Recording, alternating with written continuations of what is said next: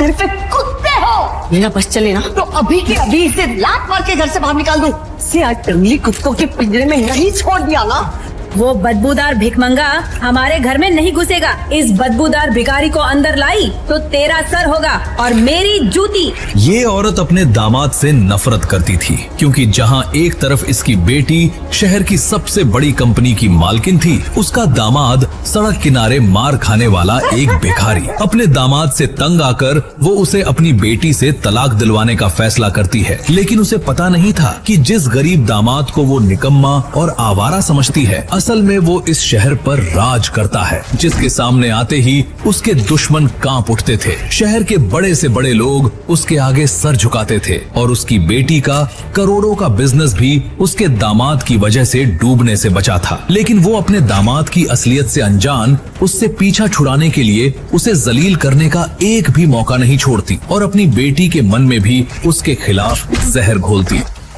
मैं इस भिखारी से कभी शादी नहीं करूंगी, छोड़ो मेरा हाथ। दुल्हन के लाल जोड़े में सजी शिप्रा की आवाज पूरे पंडाल में गूंज उठी, लेकिन उसकी ये हिम्मत ज्यादा देर तक टिक नहीं पाई। अगले ही पल मुख्तार नाम के उस खतरनाक गुंडे ने उसके छोटे भाई राहुल की कनपटी पर बंदूक तान दी।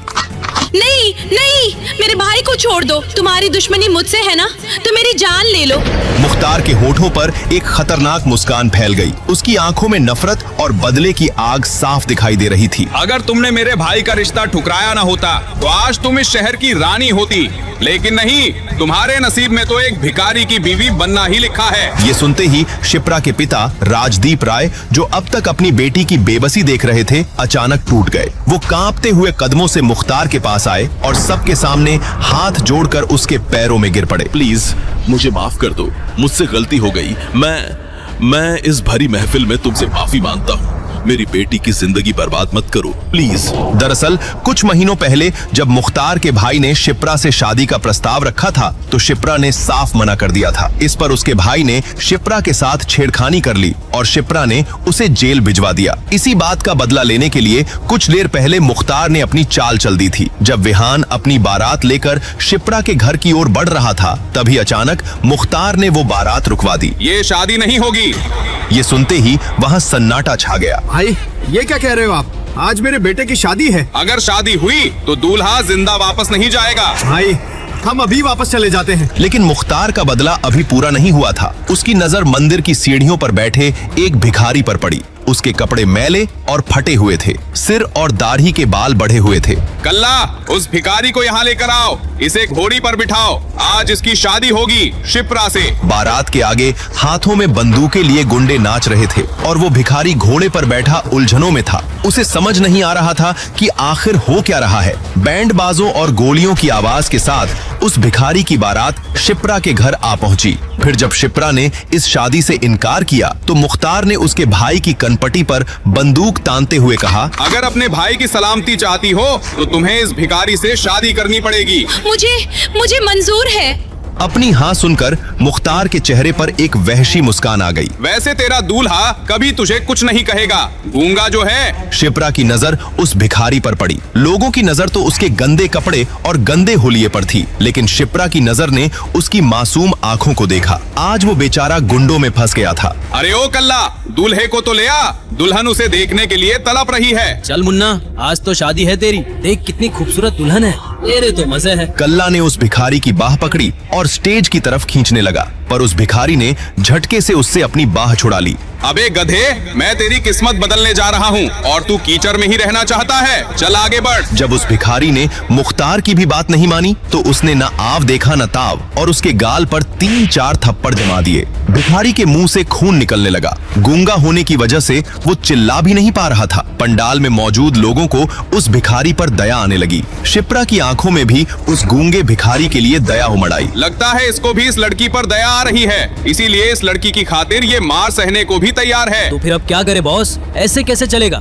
इतनी जल्दी तो कोई दूसरा भिखारी भी नहीं मिलेगा। सुन बे भिखारी, ये लड़का अपनी बहन के कारण तो बच गया, पर अगर तू अपनी जिद पर अड़ा रहा तो ये जरूर मारा जाएगा। मुख्तार की इस बात का तुरंत उस भिखारी पर असर हुआ। अब उसकी आंखों में बेचैनी नजर आने लगी। वो कभी राहुल की ओर देख रहा था तो कभी शिप्रा की ओर। अब शिप्रा भी उसकी बेबसी को भली भांति समझ रही थी। क्या हुआ, तुम्हें मेरी बात समझ नहीं आ रही, या तुम चाहते हो कि इस लड़के की बलि चढ़ जाए?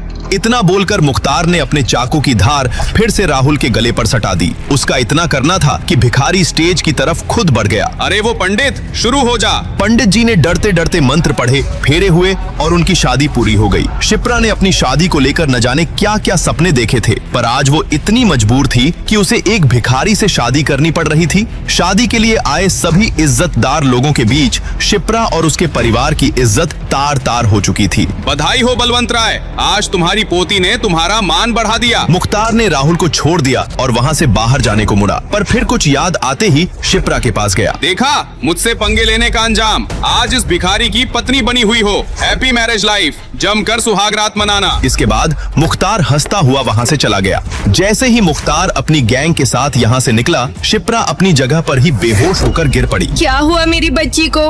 अरे कोई देखो जरा। घबराने की जरूरत नहीं है, ज्यादा स्ट्रेस के कारण ये बेहोश हो गई है, थोड़ी देर में होश में आ जाएगी। उसकी बात सुनकर राहुल अपनी बहन को उठाकर अंदर चला गया। वहाँ मौजूद रिश्तेदार भी धीरे धीरे अपनी हंसी दबाते हुए वहाँ से निकलने लगे। मौका पाकर वो गूंगा भिखारी भी चुपचाप वहाँ से मंदिर की तरफ चला गया। होश में आते ही शिप्रा रोने लगी। तुम रो मत, हम जल्द ही उस भिखारी से तुम्हारा तलाक करवा देंगे। पर शिप्रा ने जैसे अपने मन में कुछ कठोर फैसला ले लिया था। उसने तुरंत अपने आंसू पोंछे। चाहे कुछ भी हो दादाजी, और चाहे वो कोई भी हो, अग्नि के फेरे लिए है उसने मेरे साथ। मेरी मांग में सिंदूर भरा है और आज से वही मेरा पति है। मैं इस शादी को पूरे सम्मान के साथ निभाऊंगी। सुनकर शिप्रा की चाची सरला बोली। ओहो, बढ़िया ही सती सावित्री बनने वाली। सुन ले, वो बदबूदार भिखमंगा हमारे घर में नहीं घुसेगा। तुझे इतना ही प्यार आ रहा है उस पर, तो तू भी उसके साथ मंदिर की सीढ़ियों पर बैठ जा कटोरा लेकर। दूसरी तरफ इन सब फैमिली ड्रामा से दूर वो भिखारी वापस मंदिर के पास चला आया और कटोरा लेकर वापस बैठ गया, वैसे ही चुपचाप। कोई नहीं कह सकता था अभी अभी उसके साथ इतनी बड़ी घटना हुई है।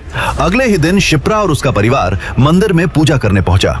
उन लोगों को देखते ही वो भिखारी एक पेड़ की आड़ में छुप गया। शिप्रा की नजर बार बार उसे ढूंढ रही थी, मगर वो भिखारी उसकी नजरों में आना नहीं चाहता था।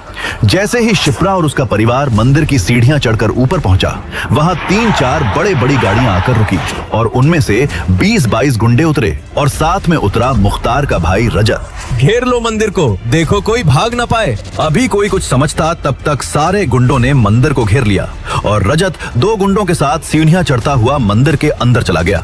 शिप्रा आंखें बंद करके मंदिर की परिक्रमा कर रही थी। अचानक उसे महसूस हुआ कोई उसके सामने आकर खड़ा हो गया है। उसने आंखें खोली तो सामने खड़े शख्स को देखकर उसके पसीने छूट गए। तुम? अब क्या चाहिए तुम्हारे भाई मुख्तार ने मेरी लाइफ का मजाक तो बना ही दिया है। सुना है तेरी शादी किसी भिखमंगे से करा दी भैया ने, मगर मैं इस शादी को नहीं मानता। अभी इसी मंदिर में तुझसे शादी करूंगा और आज रात ही मनाएंगे हनीमून। शिप्रा के पूरे शरीर में बिजली की सिहरन दौड़ गई।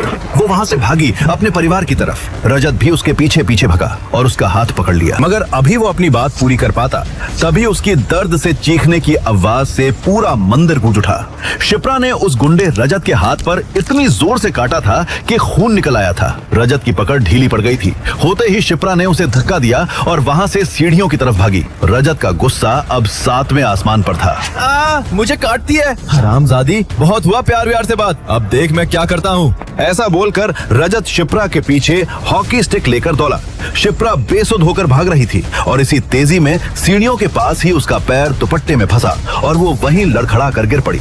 रजत उसके पास पहुंचा और गुस्से में चीखा, मुझे धक्का देती है, अब देख मैं तेरा सर कैसे खोलता हूँ। ऐसा बोलकर उस गुंडे रजत ने हॉकी स्टिक उठाया। शिप्रा ने डर के मारे अपनी आंखें बंद कर ली। वो समझ गई थी अब बचने का कोई रास्ता नहीं था, मगर 2 सेकंड बीते, 3 सेकंड बीते, उस पर हॉकी का वार नहीं हुआ। वो समझ नहीं पाई ये हुआ क्या। उसने अपनी आंखें खोली तो वहाँ का नजारा देखकर चौंक पड़ी। वही भिखारी, उसका पति रजत और उसके बीच था, शिप्रा के ठीक ऊपर, और रजत उसे बिना देखे दे दनादन मारे जा रहा था। उसके सर से खून बहा जा रहा था।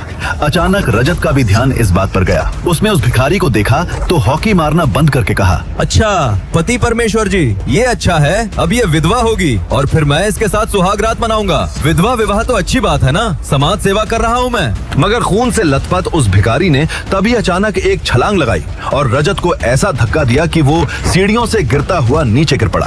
उसके शरीर से जगह जगह से खून बहने लगा। मगर तभी वहाँ पुलिस की गाड़ी आ गई। शिप्रा और उसके परिवार ने पुलिस को देखा तो उनकी जान में जान आई। वो दौड़ते हुए पुलिस के पास पहुंचे और जैसे ही इंस्पेक्टर से कुछ कहने ही वाले थे कि इंस्पेक्टर ने कहा, पकड़ के थाने ले चलो उस भिखारी को। मैडम आप घर जाइए, ये पुलिस का मामला है। मुख्तार भाई के भाई पर हमला किया है इस भिखमंगे ने, इसकी सजा इसे बराबर मिलेगी। आगे की कहानी जानने के लिए देखें अगला एपिसोड सिर्फ पॉकेट एफएम के YouTube चैनल पर, और बेगर हस्बैंड के सारे एपिसोड्स को सुनने के लिए डिस्क्रिप्शन में दी लिंक से डाउनलोड करें पॉकेट एफएम ऐप।